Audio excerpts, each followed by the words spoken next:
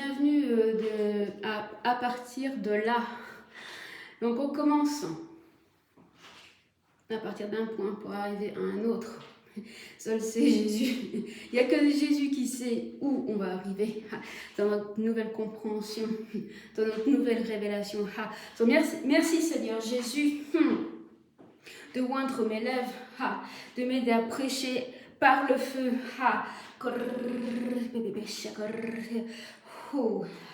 Prépare nos cœurs, prépare nos esprits, prépare nos âmes, prépare nos corps à attraper le feu de l'Esprit Saint, à attraper la révélation.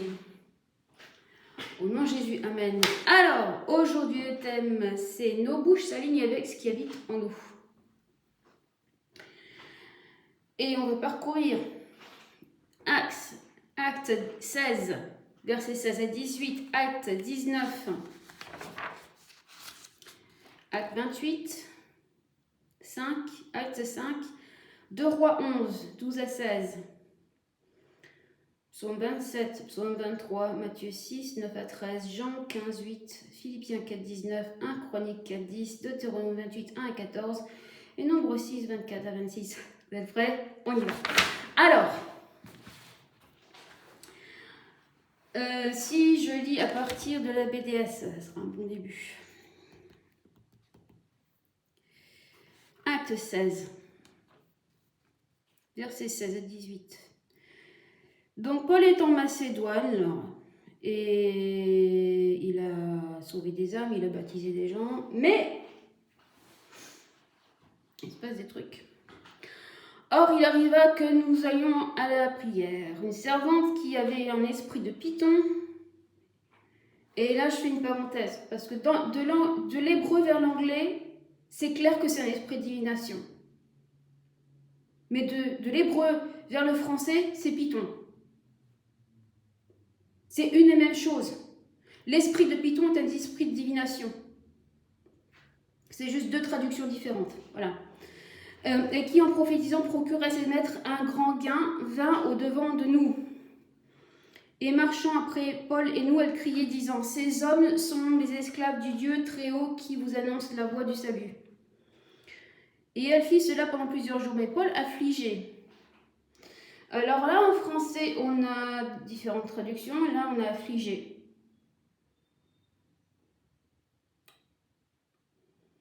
C'est pas... ça ne reflète pas forcément son état d'esprit, puisque ça a été traduit autrement en français cette fois-ci. Et que Paul, lui, par contre, dans cette démarche, au bout d'un certain nombre de jours où il était confronté à cette situation, il en a eu ras-le-bol, et il a imposé les mains, et il a fait sortir des démons. Voilà. Donc, se retourna et dit à l'esprit, « Je te commande au nom de Jésus de sortir d'elle. » Et à l'heure même, il sortit. Et Acte 19.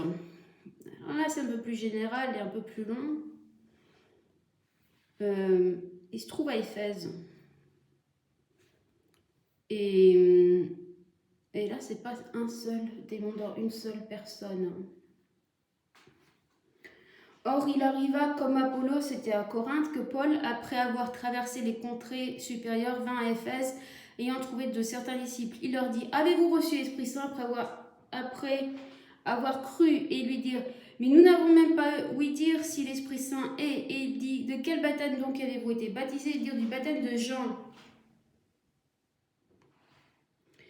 Et Paul dit, Jean a baptisé du baptême de la repentance, disant au peuple qu'ils crussent en celui qui venait après lui, c'est-à-dire en Jésus. Je vais accélérer et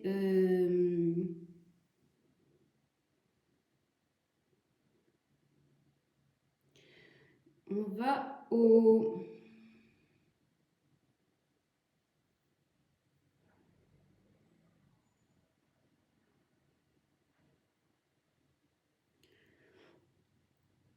verset 9. Mais comme quelques-uns s'endurcissaient et étaient rebelles, disant du mal de la voix devant la multitude, lui s'était retiré d'avec eux, sépara les disciples, discourant tous les jours dans l'école de Tyrannus.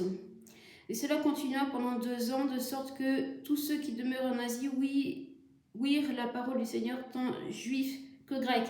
Une autre parenthèse, Éphèse est pas loin comment dire, de Rhodes, où il y avait les oracles et la Pythie. Donc un hôtel satanique, un hôtel de divination. Et là, toujours dans Acte 19, ce que je voulais voir et je ne comprends pas pourquoi je ne le retrouve pas,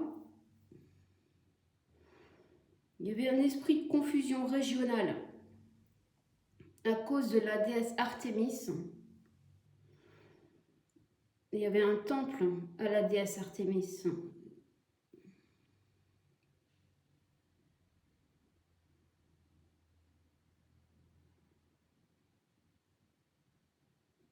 Voilà. À partir du verset 24, les choses deviennent intéressantes. Car un certain homme nommé Démétrius, qui travaillait en argenterie et faisait des temples de Diane en argent, procurait un grand profit aux artisans. Alors Artémis et Diane, c'est une et même chose. Hein. Il les assembla, ainsi que ceux qui travaillaient de semblage ouvrage, et dit: ô homme, vous savez que notre bien-être vient de ce travail. Oh. Et là, on voit une similarité avec les hommes qui avaient tout avantage à garder cette fille sous l'emprise démoniaque parce qu'ils gagnaient de l'argent grâce à ce python, cet esprit de divination qui était en elle. Ha. Ils avaient tout avantage à ce que... Donc là, cet homme, Démétrius, lui par contre, il a tout avantage à ce que toute la région reste sous l'emprise parce que ça lui rapporte de l'argent. Il ne veut pas que les choses changent, il ne veut pas qu'il y ait la réforme, il ne veut pas qu'il y ait la délivrance de la région. Parce que tant que la région reste sous emprise démoniaque, il y a du flouze. Ça coule financièrement pour lui, tout roule. Voilà. Et comme il ne connaît pas Jésus, il ne connaît pas Dieu, il est dans la peur du manque, il ne veut pas que les choses changent. Ah, la peur du manque, oh. Voilà, ça nous amène dans les mauvais endroits, la peur du manque. Ça nous amène dans les mauvais alignements. Et là, notre bouche déclare des choses, voilà, qu'elle ne devrait pas déclarer. Donc, si on avance, le comportement de la jeune fille, c'est le haut de l'iceberg, en fait. Des hommes qui ont tout intérêt à ce qu'elle soit possédée pour gagner de l'argent sur son dos, à ses dépens, se lèvent contre l'apôtre Paul. Et l'esprit de convoitise, d'avarice, avec l'esprit de contrôle, s'assure que Python, l'esprit de divination, reste en place, qu'il reste à sa place dans la jeune fille. Et le fait que ça fait fonctionner la caisse enregistreuse, hein. Alors, pour faire cracher l'argent. Donc, Philippi se trouve en Macédoine, au nord de la Grèce, et Éphèse se trouve en Turquie, proche de Rhodes, et où il y avait donc les devins, la divination. Donc l'incident de Philippi avait emmené Paul en prison, et ce n'était qu'une préparation pour Éphèse, où là aussi un artisan avait tout intérêt à ce qu'il soit emprisonné pour continuer son entreprise. Mais là, la confusion était au niveau de la région parce que Artémis ou Diane était une déesse grecque. Et Paul ne pouvait donc pas intervenir de la même façon qu'à Philippi où une seule personne était sous emprise satanique. Si on revient au verset...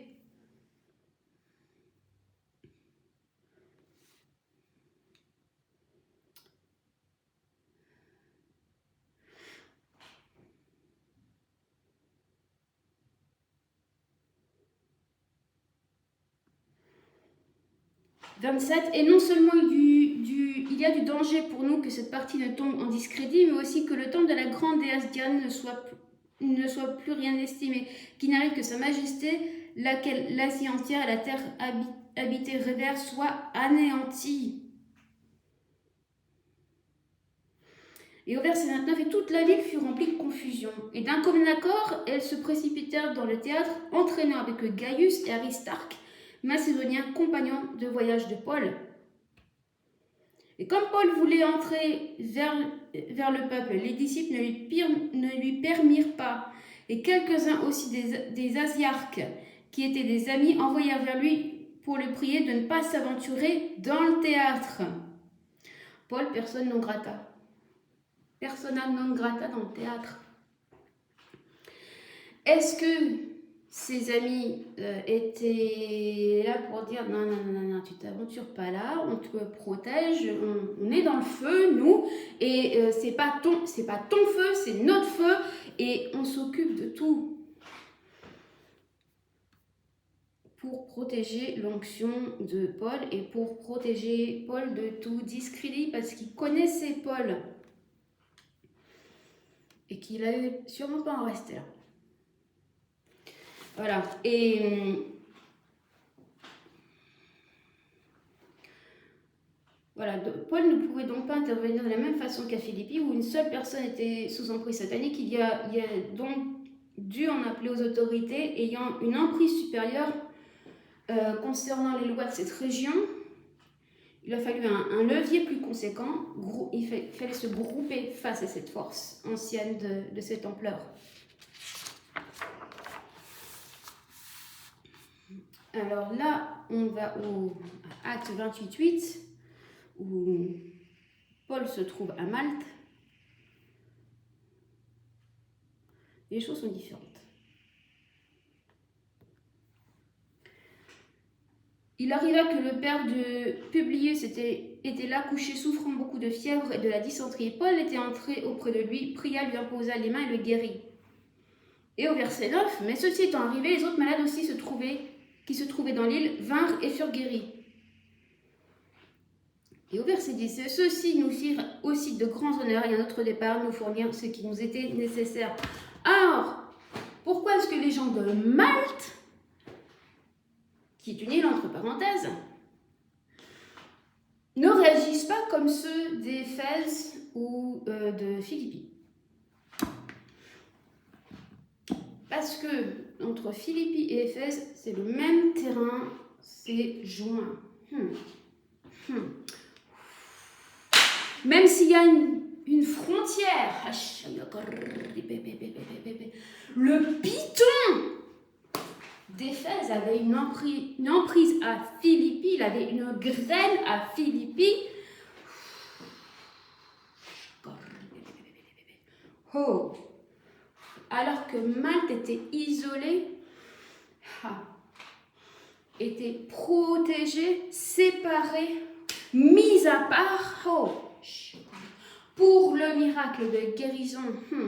Malte était préparée, Malte était un terrain préparé pour contraster avec de ce qui s'était passé dans les deux autres régions. Et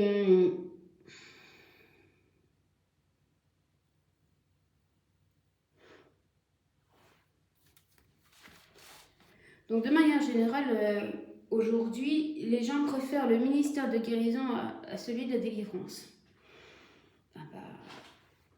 Ministère de guérison, comment dire,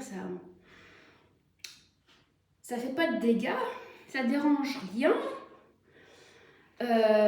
ça calme les bébêtes, mais ça n'enlève pas les bébêtes. Voilà, et ça ne dérange pas le statu quo. On aime le ministère de délivrance parce que ça n'apporte pas de changement profond, ça reste superficiel. Le rôle du ministère de guérison, c'est de venir après le ministère de délivrance.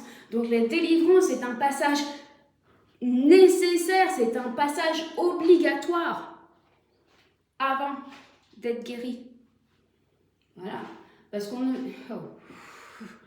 On ne peut pas être totalement guéri si on n'est pas délivré, s'il y a encore un démon qui est là, s'il y a encore de la sorcellerie qui est là, s'il y a encore des malédictions sur nous. Ça va continuer, les cycles vont continuer. Ah, il faut briser le cycle et être totalement délivré.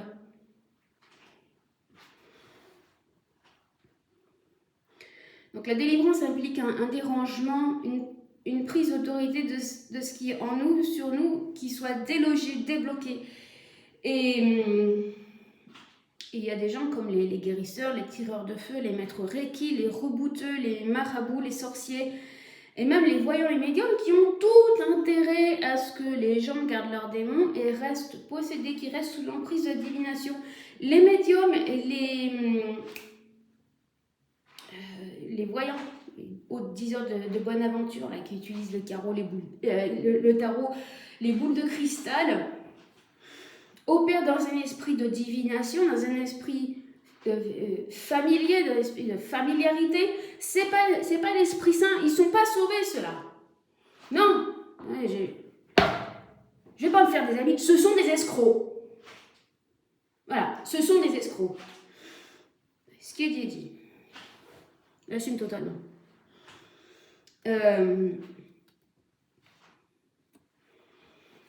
Et je les mets dans le même sac que les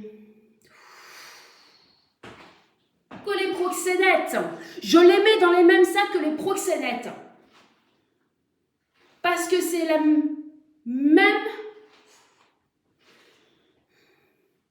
même intention d'utiliser quelqu'un qui est en mauvais état spirituel pour se faire de l'argent.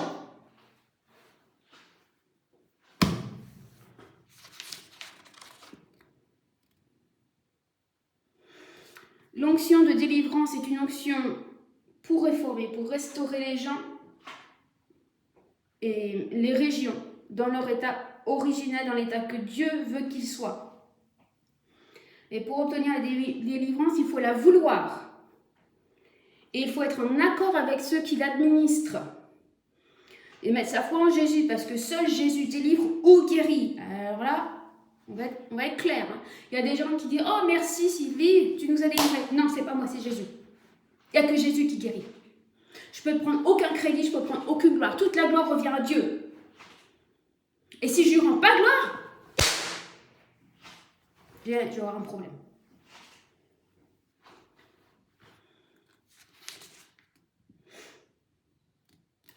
Donc, pour rester délivré, on doit étudier la Bible, écouter les enseignements bibliques, et faire des déclarations, des décrets. Donc, pour vous donner des exemples, prenez des notes, prenez de quoi écrire et de quoi noter. Psaume 27, 1, Psaume 23, Matthieu 6, versets 9 à 13, Jean 15, 8, Philippiens 15, 19, 1 Chronique 4, verset 10, Deutéronome 28, verset 1 à 14, Nombre 6, verset 24 à 26. La parole de Dieu est plus acérée qu'une épée à double tranchant. Donc ça va vous aider dans votre discernement de déclarer la parole de Dieu. Ça va vous porter une clarté. Ça va trancher entre le jour et la lumière, entre l'ignorance et l'acquisition de nouvelles révélations. Ça fait la part entre ce qui est de Dieu et ce qui n'est pas de Dieu. Ça apporte une séparation entre la vérité et le mensonge.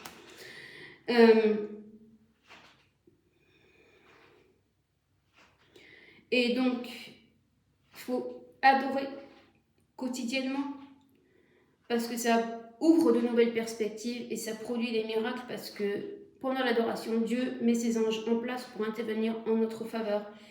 Et il y a un temps pour tout, même pour être libéré de la sorcellerie ou des personnes qui se font de l'argent à nos dépens. La délivrance est obligatoire. C'est obligatoire, c'est un passage obligatoire. Dans mon parcours spirituel, j'avais commencé par la guérison. mais j'avais besoin de délivrance. Donc Dieu m'a fait revenir à l'endroit de délivrance. Il a mis des gens dans ma vie qui m'ont délivré. Voilà. Et pour que je puisse rentrer dans ma destinée divine, dans mon appel divin, dans mon ministère, pleinement, totalement nettoyé, totalement libéré de toute influence. J'ai un témoignage de sorcellerie africaine. J'avais des marqueurs dans mon âme de sorcellerie africaine.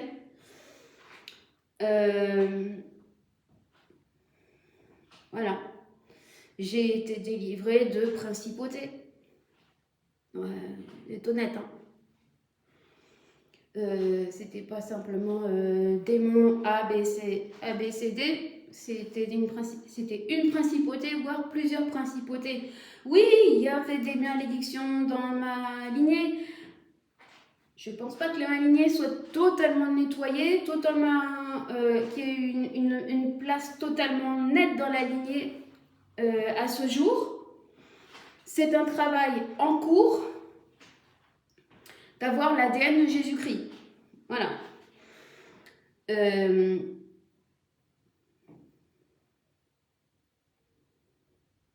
Donc oui, on peut pas échapper. Il faut passer par la délivrance pour être une nouvelle création en Jésus-Christ.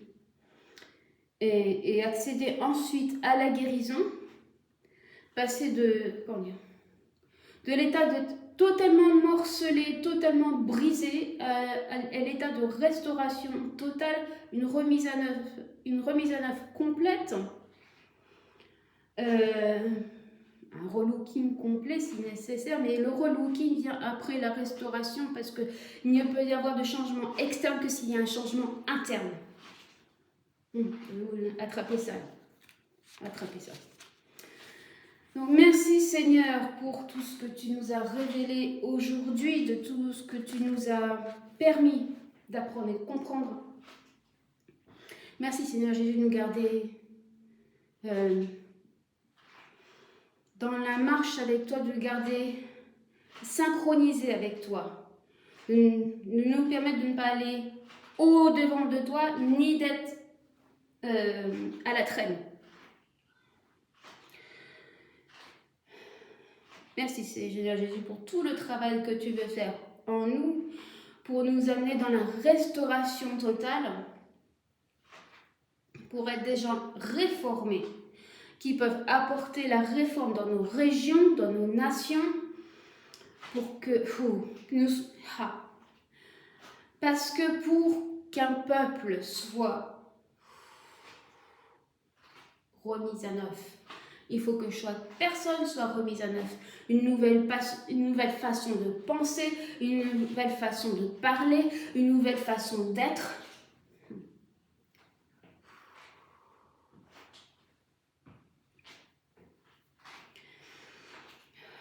Merci Seigneur Jésus, parce que ton Esprit Saint brûle en nous tout ce qui a besoin d'être brûlé.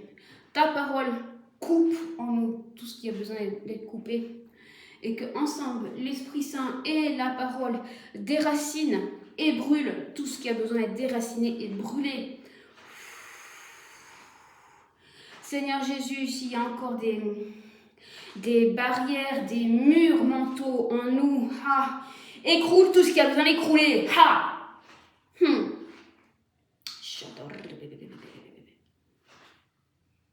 Que toute barrière à l'Esprit Saint, toute barrière à la parole de Dieu soit écroulée maintenant au nom de Jésus. Parce que celui qui a commencé un bon travail, un nouveau travail, une nouvelle œuvre en vous, va s'assurer qu'il soit terminé, qu'il soit complété.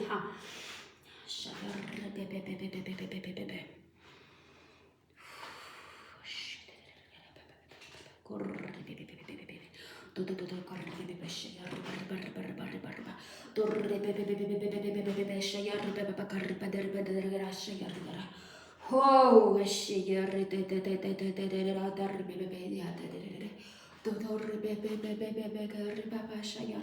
thank you, Jesus, thank you, Jesus, thank you, Jesus, thank you, Jesus. Merci, merci Jésus, merci Jésus, merci Jésus, merci Jésus, merci Jésus, merci Jésus, merci Jésus pour toute délivrance, merci Jésus pour toute guérison, merci Jésus pour tout. Pour cet instant où tout s'est éclairé en nous, où ce moment où on a eu le déclic.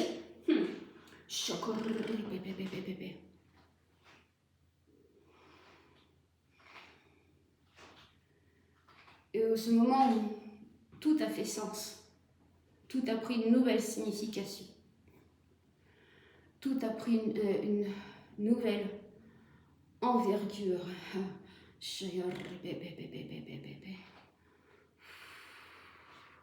Parce que l'esprit de divination, l'esprit de Python, avec l'esprit d'avarice, veulent qu'on reste amoindri dans une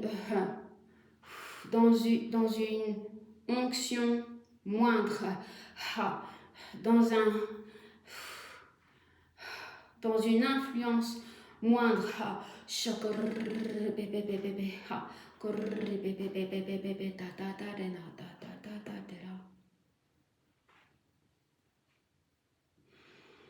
Esprit Saint souffle sur nous, sur nos régions.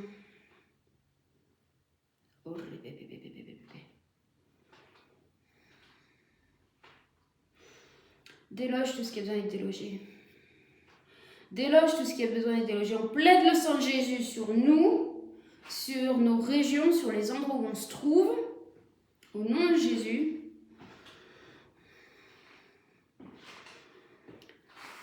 Que la parole de Dieu avance en France. Que la parole de Dieu avance en France. Comme un bulldozer. Que la parole de Dieu avance en France comme un bulldozer. Je décrète et déclare que la parole de Dieu en France avance comme un bulldozer.